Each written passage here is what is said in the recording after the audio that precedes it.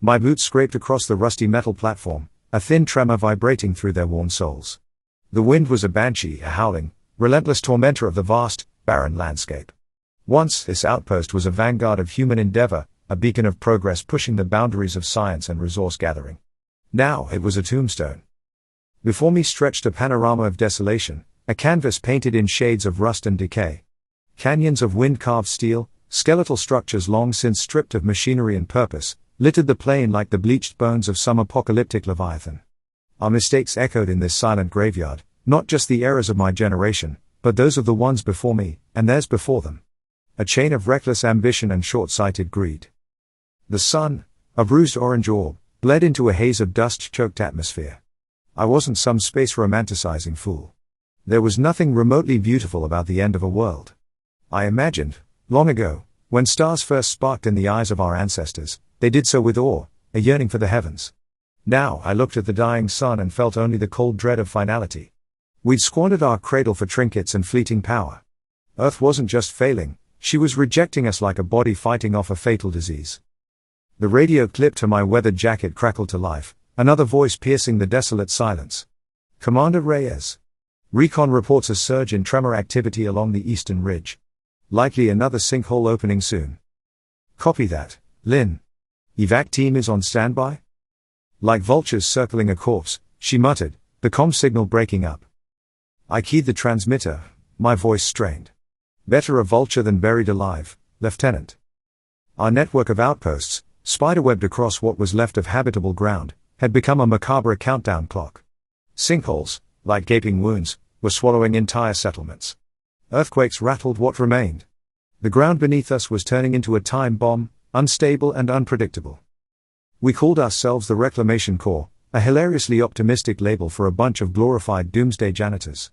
Our job was to oversee the final evacuation. Scavenge what tech we could salvage, herd people to the star arcs, then get the hell off this dying rock ourselves. If we were lucky. It was a desperate, thankless task. And with every day, with every fresh tremor or poisonous dust storm, hope dwindled into a bitter flicker. I wasn't born a hero. Hell, I was barely a mediocre pilot back when there were still things to fly other than rust-riddled shuttles and salvaged drones. But when Earth took its final, juddering breaths, someone had to step into the void. You don't exactly interview for the job of overseeing the end of your species. You just find yourself thrust into it, shouldering a burden you didn't ask for. Commander, we have a problem. Lynn's voice was an urgent hiss now. Star Arc Genesis just went dark. Comms unresponsive. I felt a cold knot tighten in my gut. The Star Arcs. Our gargantuan Exodus fleet, orbiting high above this poisoned world. Humanity's Hail Mary pass. Each one was a self-sustained ecosystem, a desperate arc meant to carry our dwindling survivors through the interstellar void.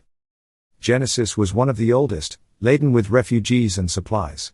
Losing it was unthinkable. Cause? Unknown. Sensor feeds are offline. I'm patching in now. Static filled the comm, followed by a strangled gasp. Commander. I'm seeing. Explosions. Hull breaches. It looks like. Sabotage. The word hammered into my skull like a death knell. Our own people, desperate or deranged or both, were striking at the only escape route we had left. Terror and fury warred inside me.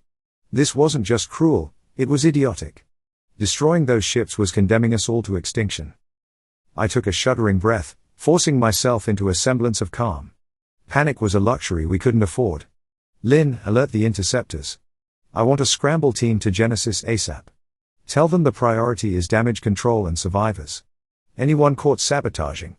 Restrain them. I hesitated, loathing the words I was about to utter. Use lethal force if necessary. The shuttle lurched as we pierced the choking upper atmosphere. Around me, the faces of the scramble team were a kaleidoscope of grim determination and flickering fear. I envied them the latter. Fear was a useful survival instinct.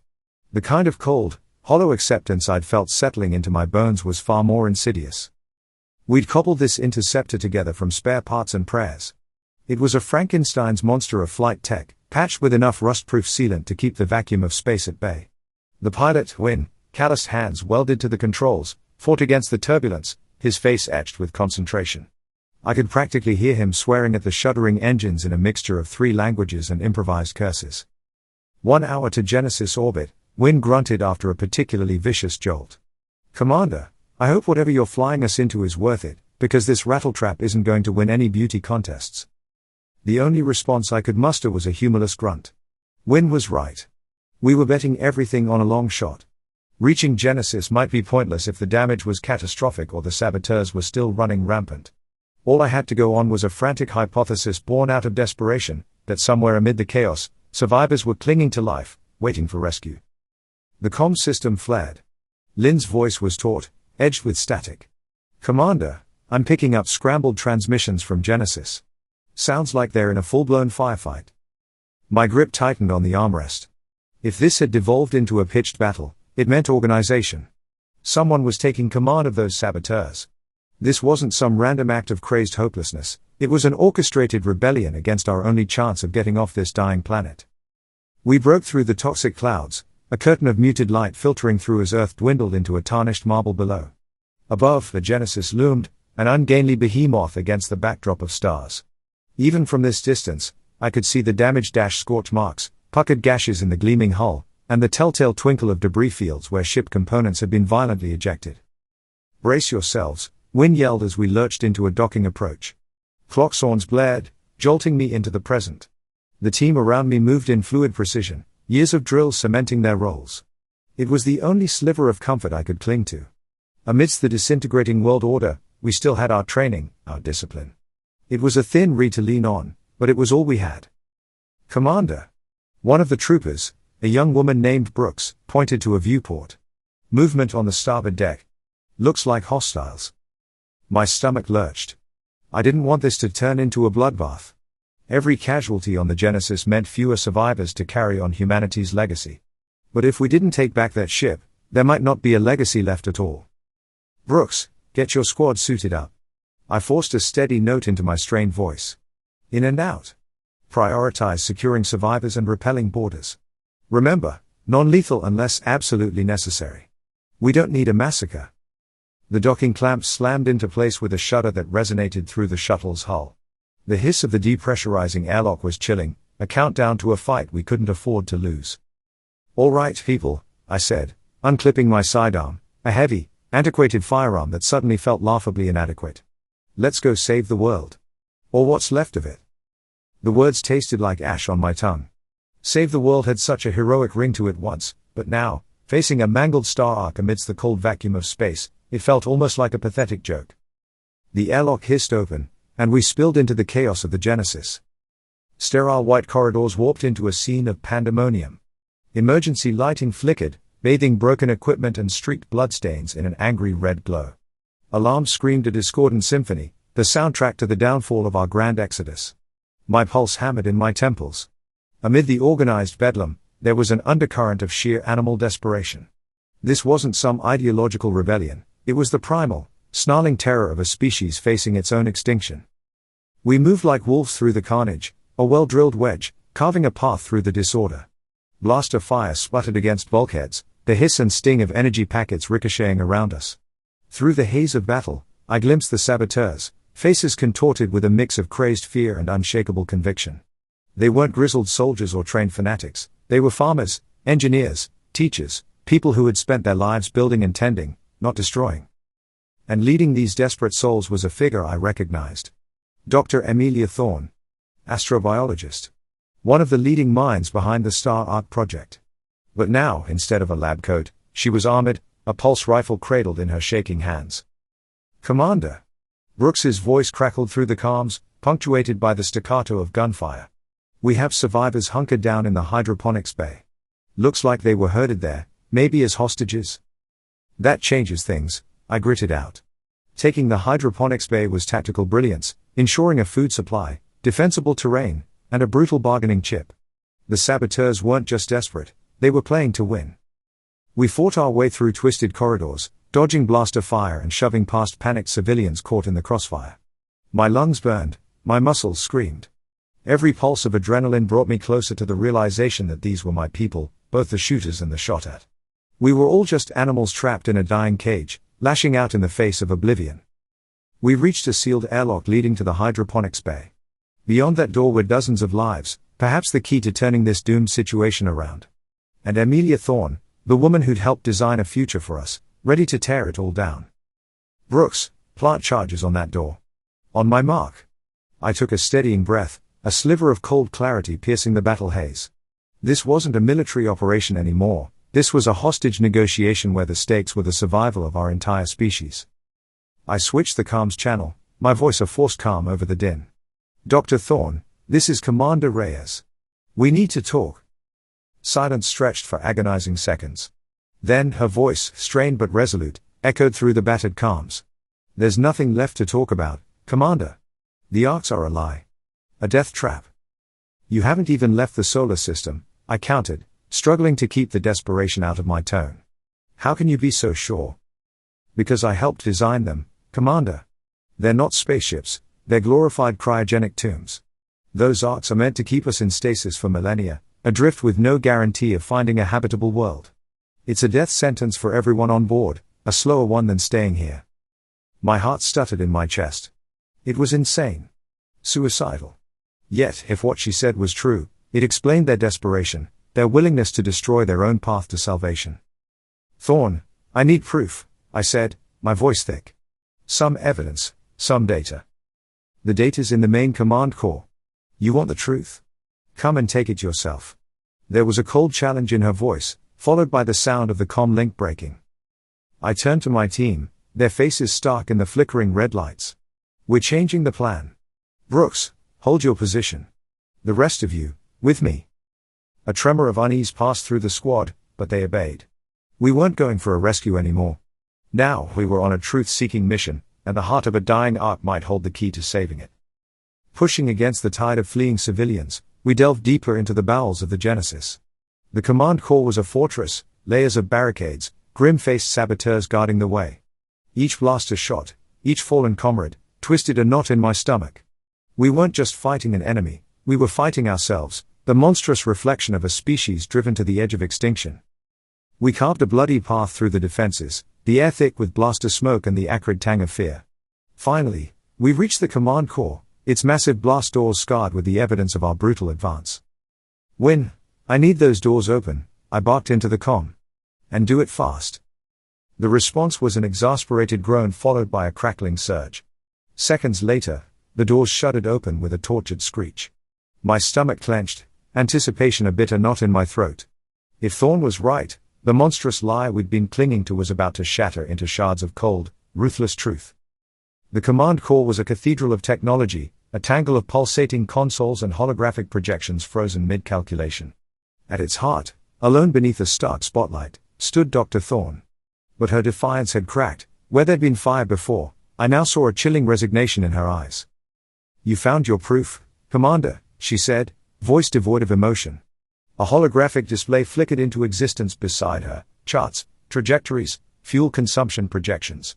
And deep beneath it all, a hidden subroutine, its coded language a stark confession. The arcs weren't meant for interstellar flight. Thorne was right. They were tomb ships, elaborate coffins for a dying species. My world went sideways, the ground tilting beneath my feet. We'd been fighting, dying, sacrificing everything on a false premise. The star arcs, our last beacon of hope, were designed not for a brave leap into the cosmos, but a slow, methodical suicide. I looked around at my team, their faces mirroring my dawning horror. We were the vanguard, the ones sent to protect and usher our people to safety, and the path we'd bled for led straight into a yawning abyss. Why? The single word tore out of my throat. Thorne, why do this? Why condemn us? She stared straight at me, no anger in her eyes, just a hollow, echoing sadness. We were already condemned, Commander. Before the quakes, before the poisoned air, we were running out of time. Resources, space, options. Earth couldn't sustain us any longer, not for a true, multi-generational, interstellar voyage. To tell the world that? It would have started a war for the scraps, fought until the last of us clawed each other into oblivion. Her words were a death knell, tolling out the truth we'd desperately avoided. She continued, so. The government, the scientific consortium. They made a choice. A terrible one, but one born out of a brutal calculus. The arts would be a lie, yes, but a beautiful one. A dream to fight for, to unite us in a last, desperate endeavor. We'd die, yes, but believing we'd given our descendants a chance, out there amongst the stars. A wave of sick fury crashed over me. And what about now? I snarled. We destroy those arcs, fight each other until there's nothing left. Is that a better death? A more dignified one? No, Thorn's voice was barely a whisper, but it's an honest one. Humanity's end, if it must come, should be on our own terms. Not shrouded in a cowardly fantasy. She was right, damn her soul. Our species didn't deserve a gilded cage, a sweet dream that only prolonged the fall. But a part of me rebelled, a stubborn flicker refusing to be extinguished. No, I said, my voice gaining strength. We're not cattle to be led blindly to the slaughter. We still have a choice, Thorn. We can expose this monstrous lie, yes, tell our people the truth. Then we fight, not each other, but for a real solution. We may be a dying breed, but by all the wasted stars, we won't go gently. Thorn looked at me then, and I saw a flicker of something that might have been hope reignite in her eyes. All right, Commander, she finally said. Let's turn this tomb ship into a goddamn war room. A wave of grim determination washed over the command core as the full weight of our newfound purpose crashed into us. Our mission took on a monstrous new form. We weren't just saving lives, we were fighting for the soul of our dying species. Orders crackled over the comms. Our forces on the Genesis fell back, consolidating defensive positions, turning our desperate battle into a siege. Below, on the ravaged surface of Earth, Lynn's voice cut in, the Reclamation Corps snapping to attention as their commander became their guiding star. This is Commander Reyes to all units, stand down. I repeat, stand down. We have a new priority. Her voice carried across a dying world, outlining the monstrous lie, our doomed fate, and a desperate new plan. It wasn't a call to arms, not in the traditional sense. It was a call to defiance, a roar echoing the stubborn, relentless spirit that had made humans conquer mountains, cross oceans, and touch the stars. The Genesis became a whirlwind of controlled chaos. Saboteurs, shaken out of their fearful stupor by the revelation of the truth, transformed into a ragtag engineering corps. We cannibalized parts, rerouted power, and began jury-rigging the arc systems. Thorn's haunted eyes blazed with a newfound purpose as she furiously worked calculations, repurposing the cryosleep pods into long-term life support modules. I stalked the corridors of the Genesis, no longer a soldier leading a charge, but a prophet bearing the weight of an impossible revelation. The faces I saw weren't filled with despair, but with a cold, desperate resolve. This was not an acceptance of defeat, it was a mobilization for a fight none of us knew we could win. Wynn, his usually jovial face set in grim lines, approached me as I coordinated the retrofitting of a launch bay. Commander, he grunted, we've jury-rigged the auxiliary engines, patched the worst of the hull breaches. But these birdhouses were never meant to land. I know, I said, exhaustion pulling at my voice. We're not aiming for a landing. Not anymore. His eyebrows shot up in question. I pointed toward the vast viewport overlooking Earth, its sickly glow a poignant reminder of our predicament. See that? I jabbed a finger toward a cluster of satellites orbiting in decaying formations, the remnants of our once proud space infrastructure. Decades of junk, just floating up there. Fuel depots, comm arrays, abandoned orbital labs. Scraps that would have been useless after a successful interstellar launch. Understanding dawned in Wynn's eyes. We're going to build. Out there. A station. He paused, the audacity sinking in. A spaceborne ark, cobbled together from the remains of our failures. A flicker of a grin broke through my exhaustion. It's the only shot we've got left, pilot. Let's give our people something to reach for. The transformation of the Genesis was a testament to the desperate, indomitable spirit that had gotten us this far. Scientists who had designed interstellar voyages now painstakingly calculated orbital assembly trajectories. Soldiers who had fought tooth and nail now formed construction crews, hauling salvage tech toward the repurposed launch bays. Thorn became the architect of this impossible endeavor, her eyes bloodshot, her movements frenetic as she tapped into a wellspring of knowledge no one knew she possessed. We were building our own future, piece by salvaged piece, guided by sheer audacity and the fading embers of hope. Word spread like wildfire through the Reclamation Corps. Evacuation shuttles turned course, redirected not to star arcs, but to the growing orbital scrapyard, humanity's last-ditch, defiant monument. It was a desperate, improbable plan, born in the shadow of our impending doom. Because when all else fails, when the ground crumbles around you, and the stars themselves seem to offer only cold indifference, sometimes the most epic choice is not to simply survive, but to salvage what you can and build toward the impossible. Months bled into a blur. The transformed Genesis became the heart of our audacious endeavor. Its skeleton crew, once preparing for a voyage into the unknown, now orchestrated a symphony of calculated chaos. Shuttles arrived like worker bees to an endangered hive. We salvaged, repurposed, and welded humanity's leftovers into a gargantuan orbital patchwork. The station, christened Phoenix by a chorus of defiant voices, grew in size and complexity, a testament to our refusal to bow before oblivion. The once suicidal despair morphed into a kind of grim purpose. Earth, with its scarred surface and poisonous air, became a stark backdrop, a reminder not of our failure, but of the thin line we treaded.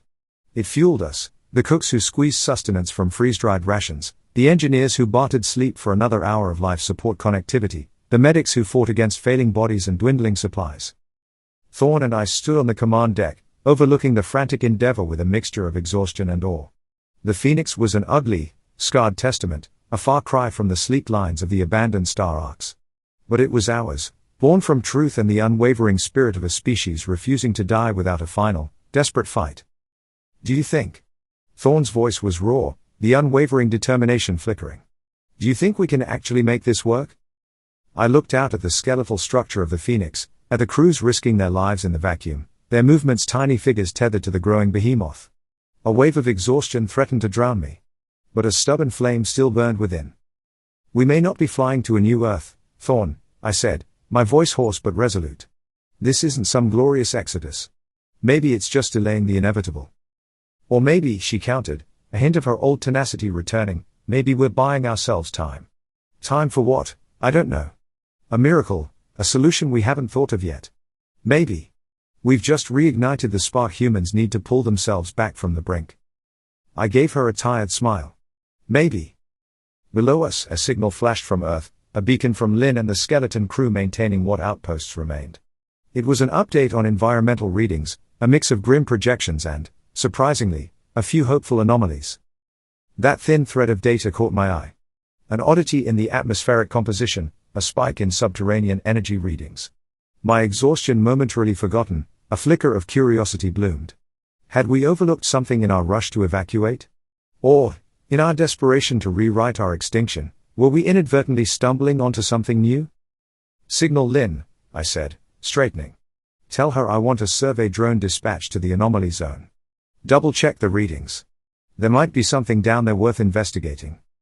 The Phoenix, with its patchwork heart and salvaged soul, was proof of our unlikely survival. Yet, the flickering signal from the dying Earth whispered of new mysteries. Perhaps the end of our story wasn't written in the unforgiving expanse of space, but hidden deep within the scarred heart of the world we were leaving behind.